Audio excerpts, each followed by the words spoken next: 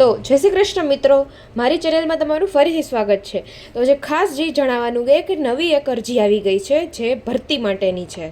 એટલે જે ગુજરાત સરકારના જીઆર પ્રમાણે વીર નર્મદ દક્ષિણ ગુજરાત યુનિવર્સિટીમાં જુનિયર ક્લાર્કની જગ્યા માટેની અરજી છે, બરાબર, જે આખા ગુજરાત માટે લાગુ પડે છે। અરજી ક્યારથી શરૂ થશે, ક્યાં અરજી કરવાની, કેટલી જગ્યા છે, પગાર, લાયકાત અને અરજીમાં એક નવી પદ્ધતિ આવેલી છે એ પણ હું તમને સમજાવીશ। એટલે જેથી કરીને મારો વિડીયો ખાસ જોજો અને બીજી એક્સ્ટ્રા માહિતી પણ છે એમાં, બરાબર, જે તમને ફાયદો કરશે, એટલે છેલ્લે સુધી મારો વિડીયો જોજો। અને આવી કરંટ અપડેટ્સ જાણતું રહેવા માટે જ મારી ચેનલને સૌથી પહેલાં સબસ્ક્રાઈબ કરી લેજો। હવે આ સુરતમાં આવેલી સારી એવી વીર નર્મદ દક્ષિણ ગુજરાત યુનિવર્સિટી માટેની જગ્યા માટે આ ભરતી બહાર પાડેલી છે કે આ સમગ્ર ગુજરાત માટે જીઆર લાગુ પાડેલ છે। એટલે જ તો સુરત સિવાયને પણ બીજા અરજી કરી શકે। તો કે હવે આ વેબસાઇટ ઉપર જ આપેલી છે બરાબર છે, એ વેબસાઇટ ઉપર જ આપણે ડોક્યુમેન્ટની માહિતી મેળવી શકશું અને આના ઉપર જ ફોર્મ ભરવાનું થશે। આ ખાસ મિત્રો યાદ રાખજો કે અરજી માટેની તારીખ શરૂ થઈ ગઈ છે, બરાબર છે, જે છેક સુધી રહેશે, તો કે ક્યાં સુધી, 21/11/2025 સુધી રહેશે, બરાબર, એ સાંજના 6 વાગ્યા સુધી। તો કે પહેલાં જગ્યા અને પગારની વાત કરી લઈએ। તો કે આ સ્ક્રીન ઉપર દેખાડ્યા પ્રમાણે જુનિયર ક્લાર્કની જગ્યા છે 35, બરાબર, અને સ્ટેનોગ્રાફર, બરાબર છે, એના માટેની 2 જ જગ્યા છે। અને હા, જુનિયર ક્લાર્કનો પગાર સ્ટાર્ટિંગમાં પહેલેથી જ, બરાબર છે, એ 26,000 રહેશે અને એ પહેલાં 5 વર્ષ માટે રહેશે, પછી ફિક્સ પેમાં આવશે। એમાં આવતા જ તેનો પગાર 40,000 પ્લસ થઈ જશે અને બીજા ભથ્થા એડ થશે।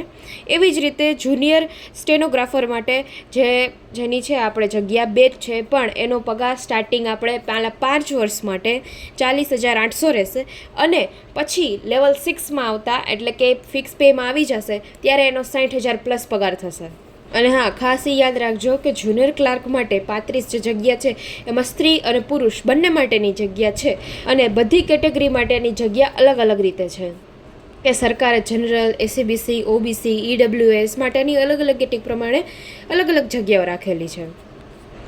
હવે લાયકાતમાં જોઈએ તો કે લાયકાતમાં ઉમેદવાર સ્નાતક એટલે કે ગ્રેજ્યુએટેડ હોવો જોઈએ અને ઉંમરમાં વધીને 35 ન હોવો જોઈએ ને બીજો કોઈ એક્સપિરિયન્સ તો માંગેલો નથી, બરાબર છે, નો નીડેડ એક્સપિરિયન્સ, બરાબર, પણ જરૂરી કામગીરી માટે કોમ્પ્યુટરનું બેઝિક નોલેજ હોવું જોઈએ અને ટાઈપિંગ પણ આવડતું હોવું જોઈએ સારું એવું, એ પણ ગુજરાતી અને ઇંગ્લિશમાં તો ખાસ, ગુજરાતી ભાષા અને ઇંગ્લિશ ભાષામાં ખાસ ટાઈપિંગ સારું આવડતું હોવું જોઈએ।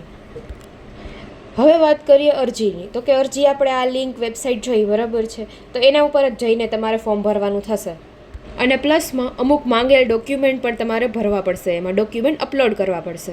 હવે આવી મેઇન વાત, બરાબર છે, હવે ખાસ સાંભળજો કે અરજી કર્યા પછી શું કરવાનું છે।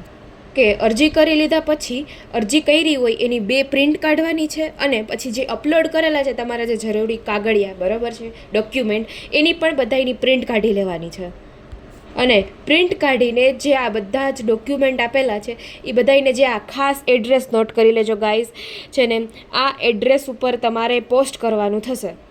એ પણ કઈ રીતે, કવરમાં નાખીને, બરાબર, અને કવરમાં ઉપર સૌથી પહેલાં આ લખવાનું છે એપ્લિકેશન ઓફ ધ પોસ્ટ, જે કઈ પોસ્ટ ઉપર માટે તમે જાઓ છો, બરાબર, તો કે એ જુનિયર ક્લાર્ક અથવા તો જુનિયર સ્ટેનોગ્રાફર્સ માટે, તો એ તમારે લખવાનું અને કવર ઉપર તમે કવર પોસ્ટ કરી શકો। પણ ખાસ યાદ રાખજો, જે પ્રિન્ટ કઢાવવાની છે તેના 2 સેટ કરવાના થશે અને આ બધું જે તમારે કામ છે મોકલવાનું, પોસ્ટ કરવાનું, બરાબર છે, સ્પીડ પોસ્ટ કરવાનું, બરાબર છે, એ તમારે 28/11 સુધીમાં કરી લેવાનું થશે। અને હા, ફી જોઈ લઈએ તો આપણે જનરલ કેટેગરી માટે 500 રૂપિયા થશે, ફોર્મમાં ઓનલાઈન ભરવાનું છે, બરાબર છે, તો ઓનલાઈન જ ભરવાનું થશે અને બાકીની બધી જેટલી કેટેગરી આવે છે, બરાબર છે, બધી જ કેટેગરી માટે ફોર્મ ભરવાની ફી એ 200 રૂપિયા થશે। તો આ ભરતી સુરતની વીર નર્મદ દક્ષિણ ગુજરાત યુનિવર્સિટી માટેની હતી। જો તમને આ માહિતી પસંદ આવી હોય તો મારા વિડીયોને લાઇક કરી દેજો અને આવી જ બધી ભરતી માટેની અપડેટ્સ, બરાબર, શિક્ષણને લગતી અપડેટ્સ આવતી રહેશે, તો એના માટે સૌથી પહેલાં તમને મળી રહે તો એના માટે નીચે સબસ્ક્રાઈબનું બટન છે એને સબસ્ક્રાઈબ કરી લેજો અને બેલ બટનને પણ દબાવી દેજો। ત્યાં સુધી જય હિન્દ, જય ભારત।